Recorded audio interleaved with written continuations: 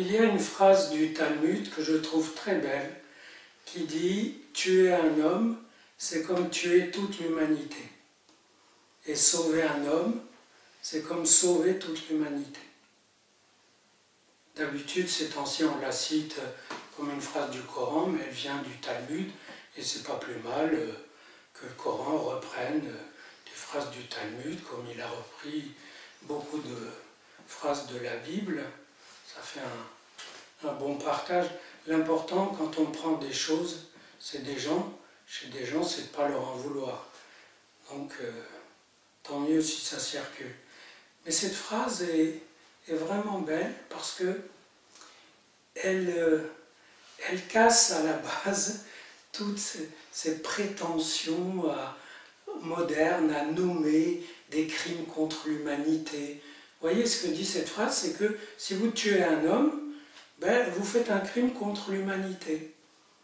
Donc, du coup, à coup de trompette et à grand fracas, instaurer un crime contre l'humanité, ça fait bizarre. Et d'ailleurs, l'actualité a montré que ça se banalise. Aujourd'hui, quand il y a un règlement de compte dans un coin perdu de la planète, un type a tué 20 personnes, les a massacrés, on dit crime contre l'humanité.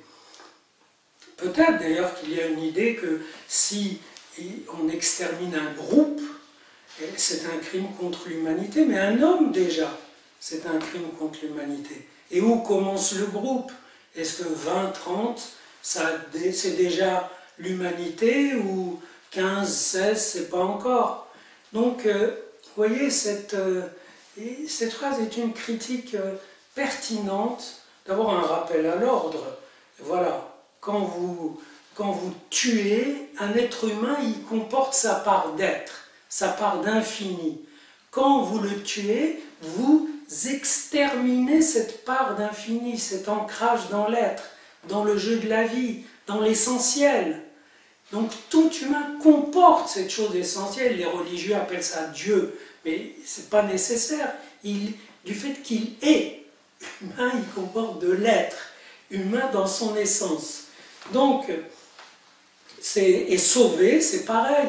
Si on sauve quelque chose, c'est comme si on sauvait l'humanité, pas numériquement. On sauvait l'humanité dans sa substance, dans sa consistance, dans sa présence. Et je pense que ceux qui se sont battus, d'ailleurs vaillamment, pour faire admettre le crime contre l'humanité, c'est pour de toute autre raison. Ils voulaient que le crime des nazis d'extermination de tout un peuple soit imprescriptible. Alors ils ont instauré un crime imprescriptible, qui est le crime contre l'humanité. Mais comme il se banalise, et comme le prescriptible aussi devient très problématique, parce qu'une fois que tous ces tueurs sont morts, et ils sont en train de disparaître, que deviennent leurs descendants?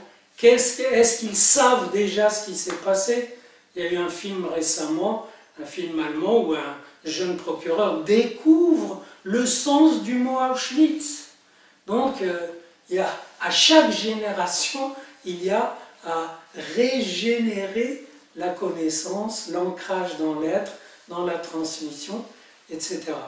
Et donc, il y avait plein de bonnes intentions pour qualifier crime contre l'humanité. Il y avait aussi une autre intention, c'est de dire, comme on n'osait pas dire que les nazis et leurs alliés ont détruit un peuple singulier, ont voulu détruire, exterminer un peuple singulier qui porte une identité justement problématique, qui symbolise le problématique de toute identité, donc quelque chose de singulièrement universel.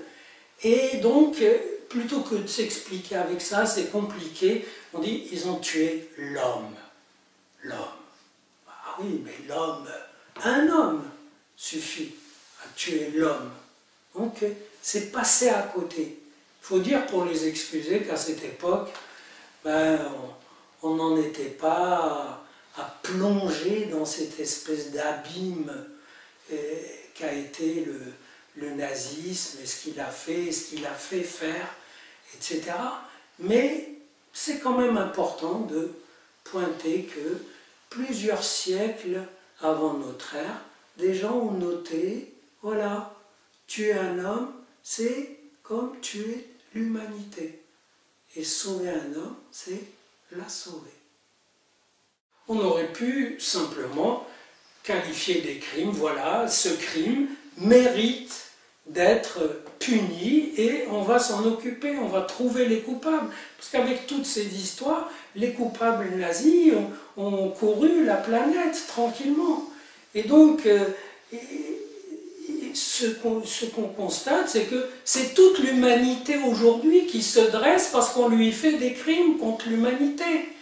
Et donc ça dissout le problème au lieu de l'aiguiser, de le rendre opérant. Souvent on invente de grands concepts pour excuser son impuissance ou son inaction.